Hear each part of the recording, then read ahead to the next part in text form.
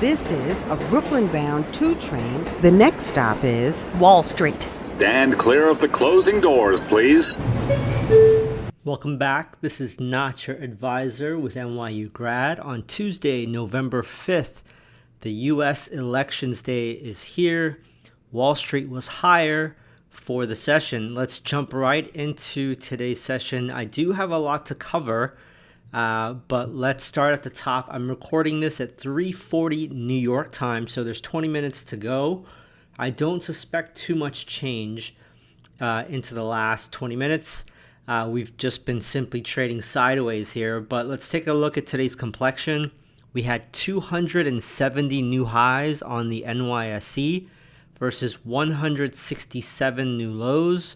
78% of stocks were advancing and 20% were declining. To give you some context, that's 7,500 advancing versus 1,800 declining. 48% of stocks were below its 50-day moving average. 37% of stocks were below its 200-day moving average. I'll include the screenshot of the heat map. Pretty much everything is green. It's one of those rare occasions where all risk assets are green. All of the Mag 7 are green. Gold is green. Silver's green. The 10-year Treasury yield is green. Everything's green. And it seems like it's, pro-America, USA. Don't try to thwart the U.S. efforts. It just feels that way to me, today's price action. It's just an unstoppable all-day bid for almost every asset. I mean, I have to really look for red here. Let's see. I have MasterCard down 0.25%. I have CRM down 0.22%. I have Starbucks down 0.09%. Boeing down 2.3%. I really have to search, is what I'm saying in the mega cap land. But let's keep peeling this onion. I wanted to ask the group rhetorically, is freedom a luxury or a birthright? And as we all in America go to the polls to vote for our candidates, it sure feels, because I just went to the grocery store yesterday, it sure felt like a soda aisle. You're just basically picking a red drink or a blue drink, and those are the only options given to us. But yeah, hopefully if you have the right to vote, you went out and voted today for who you feel will do the best job.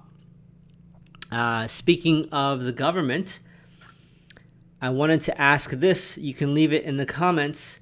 Where will you be in 2054? At that year, America's deficit is estimated to reach 70 trillion. So, a fun fact, if you include public and private debt, we're already at $100 trillion. But just talking about the government, we're on track to double from here. Today's national debt is 35.7 trillion today. So it's on pace or projected to double in the next 30 years. So let me know where you expect to be by the year 2054. I'll be in my 70s in age, and I have no idea where I'll be in the world. So quick summary of the day. I'll post a snapshot at 3:30. But we rallied off the open, and we've just been trading sideways. Every sector is green. I repeat, every sector is green today. Speaking of, is freedom a luxury or a birthright? I saw an interesting chart for Ferrari. Yes, the sports car. They're publicly traded. Their ticker symbol is RACE, RACE. And you'll see this chart in the show notes. And I have the chart showing a few balance areas as well as a red horizontal, which is the Lewis Hamilton news gap that he'll be racing for Ferrari in F1.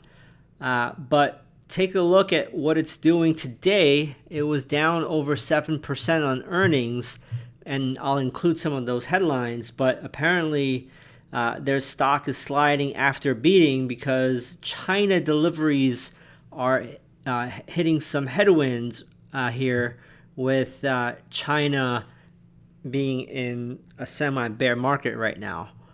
Then I did a comparison chart of Ferrari versus Hermes,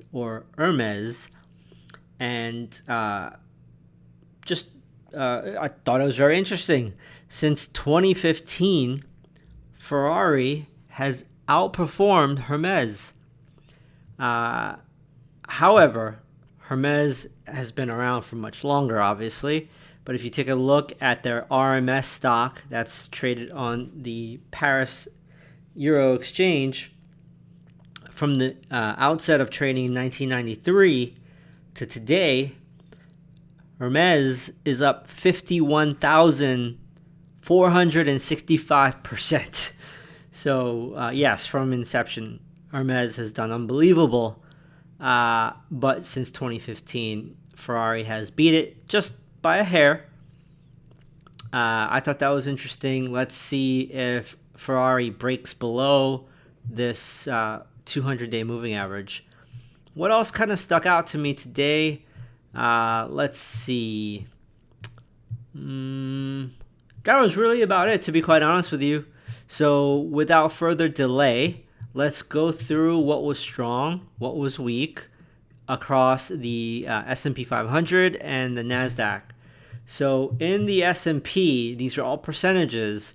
You had Palantir off of earnings up 23%. Cummins up 8.9%. Emerson Electric up 6.8%. GE Vernova 6.5%. Generac up 6.5%. Vertex Pharmaceuticals up 5.7%. Builders FirstSource 5.6%. Targa Resources 5.3%. Vistra Energy 5.4%. DuPont up 5.1%. Franklin Resources 3.9%. SMCI 4.3%. Broadridge Financials 3.8%. NRG Energy 3.7%. Constellation Energy 3.6%. Tesla 3.7%. Intel 3.5%. United Airlines 3.4%. Broadcom 3.3%. Quanta Services 3.3%. General Motors 3.4%. Train Technologies 3.3%. Avalon Bay Communities 3.2%. Essex Property Trust 3.2%. Hubble 3.2%. Micron 3.3%. Synchrony Financial 3.2%. Paycom 3.1%. Picard 3.06%. CrowdStrike 3%. Ingersoll Rand 3.02%. Marathon Petroleum 2.9%. West Pharmaceuticals 2.8%. I'm out of breath. Dell Technologies 2.8%. So we had a lot in the green. To the downside, actually, let me cover the NASDAQ as well. To the upside on the NASDAQ, we had Global Foundries up 15.3%. Vertex Pharmaceuticals 5.8%. Tesla 3.7%. I'm trying to dedupe from the S&P. Micron 3.4%. Marvell 3.2%. Coca-Cola 2.7%. Nvidia 2.5%. Booking 2.2%. MongoDB 2.1%. Applied Materials 2.07%. Meta 2%. ARM Holdings 1.7%. So, bullish day, obviously, you can see. But there were things in the red as well. So let me cover some of those as well. In the red in the S&P, we had, to the downside, Celanese Corp down 26%. Wynn Resorts down 9.4%. ADM, Archer Daniels Midland, down 6.4%. Hologic, never heard of that company, 5.9%. NXP Semiconductors, 5.5%. Henry Schein, 4.7%. Market Access Holdings, 3.2%. Fidelity National Information Services, FIS is the ticker, 3.2%. Analog Devices 3.2, Boeing 2.7, Eversource Energy 2.7, Diamondback Energy 2.5, Las Vegas Sands 2.1, Caesars Entertainment 2.5. In the NASDAQ, to the downside, you had AstraZeneca down 7.2, NXP Semiconductors 5.5, Analog Devices 3.2, Moderna 1.4. So that was just a recap of the forest of the markets today. For free members, obviously today's election, even if it's not fully baked in and we have to wait a few days for results, it is going to be market moving here in the States. Also on Thursday, you have the Fed rate cut decision in the afternoon with Jerome Powell going on the podium at 2 p.m. New York time. That also will move the markets. Those are the things to really watch for. There's a few earnings still coming out, but a lot of the big ones have already been released. Premium members, please stay on. I have about 20 charts to walk through. I have to walk through not only macro, but there's a few new bullish setups, as well as I want to revisit my Halloween bearish setups, and I'm seeing some deterioration in some of those stocks even more. So I want to cover that as well. Free members, have a great evening, and I'll see you all after the election day. See ya. That's my train. Stand clear of the closing doors, please.